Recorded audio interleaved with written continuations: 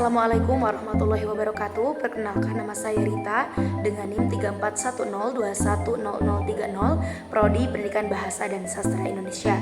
Di sini saya akan menjelaskan mengenai laporan observasi perangkat kurikulum merdeka khususnya Bahasa Indonesia di SDN Langgensari. Video ini dibuat untuk memenuhi salah satu tugas ujian tengah semester mata kuliah pembelajaran Bahasa Indonesia yang diampu oleh Ibu Meilan Arsanti, MPD. Sebelumnya saya akan menjelaskan mengenai identitas sekolahnya terlebih dahulu. Nama sekolahnya yaitu SDN Langgensari, Kampung Cigolong, Desa Singasari, Kecamatan Taraju, Kabupaten Tasikmalaya dengan kode pos 46474. Nah, untuk narasumbernya yaitu Ibu Fuji Darunajat SPD, beralamat di Kampung Cipanunjang, RT 19 RW 3, Desa Raksasari, Kecamatan Taraju, Kabupaten Tasikmalaya. Lalu untuk pengalaman belajar beliau yaitu di SDN Tambilu, Bogor Barat selama 12 tahun, lalu SDN 2 Taraju selama 2 tahun, dan SDN Langgensari dari tahun 2021 sampai dengan sekarang.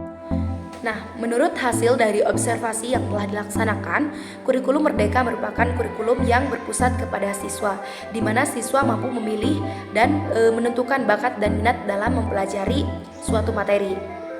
Nah, di SDN Langgensari sendiri untuk kurikulum merdeka itu belum seluruhnya diterapkan, hanya diterapkan kepada kelas 1 dan kelas 4 karena kesiapan dari beberapa wali kelas itu berbeda proses pembelajaran di sekolah. Jadi tidak heran ketika beberapa sekolah itu harus beradaptasi terlebih dahulu terhadap kurikulum yang baru berkembang. Implementasi kurikulum merdeka di kelas 1 di SDN Langgensari yaitu khususnya dalam bahasa Indonesia, yakni anak-anak mempresentasikan dengan metode membaca nyaring dengan menggunakan teks multimodal serta link dan video pembelajaran. Nah, untuk target pelaksanaan kurikulum merdeka di SDN Langgensari telah tercapai seperti sekolah mengadopsi model yang dikembangkan oleh pemerintah. Lalu target yang telah tercapai diantaranya yaitu pelaksanaan P5, di mana proyek penguatan profil pelajar Pancasila ini membuat sebuah media pembelajaran, lalu seperti gelar karya dari siswa. Dalam pelaksanaan kurikulum merdeka terdapat beberapa kendala yang dialami oleh guru. Di antaranya yaitu saat pelaksanaannya, di mana ada beberapa siswa yang telah menempuh PAUD dan ada sebagian yang belum menempuh PAUD. Jadinya titik pemberangkatan siswa itu berbeda. Lalu guru itu harus menyesuaikan metode pembelajaran terhadap siswa. Untuk kurikulum merdeka di SDN Langgensari belum menerapkan ke seluruh kelas untuk kurikulum merdeka ini. Jadi hanya diterapkan oleh beberapa kelas, yaitu kelas 1 dan kelas 4. Untuk kelas 2, 3, 5, dan 6 itu masih menggunakan kurikulum 2013. Nah, SDN Langgensari memilih kurikulum merdeka dengan level mandiri belajar dengan mengimplementasikan profil pelajar Pancasila. Nah, dalam pelajaran Bahasa Indonesia sudah menerapkan kurikulum merdeka pada kelas 1.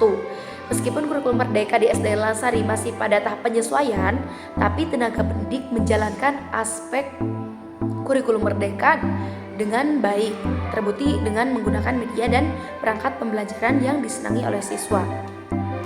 Nah, bentuk implementasinya diantaranya menggunakan metode membaca nyaring.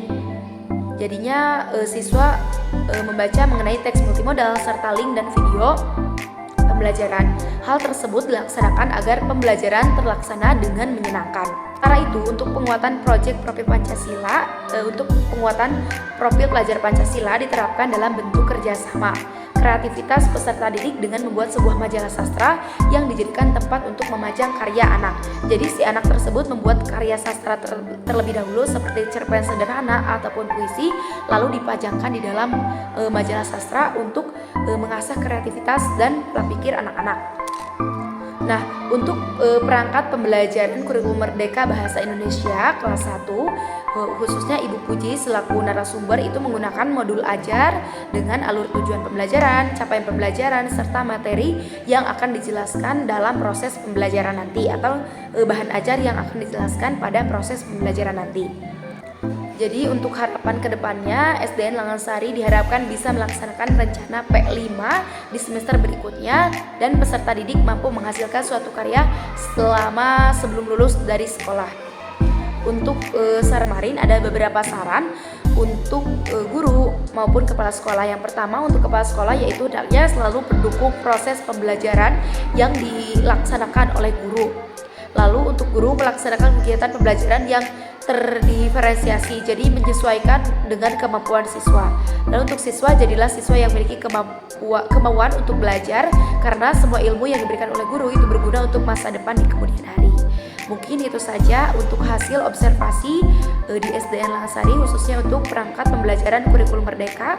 Mohon maaf apabila ada kesalahan. Wabillahi taufiq wal hidayah. Wassalamualaikum warahmatullahi wabarakatuh. Nah, sebelum menutup presentasi pada video ini, saya akan menampilkan beberapa hasil dokumentasi dari pelaksanaan observasi. Check it out.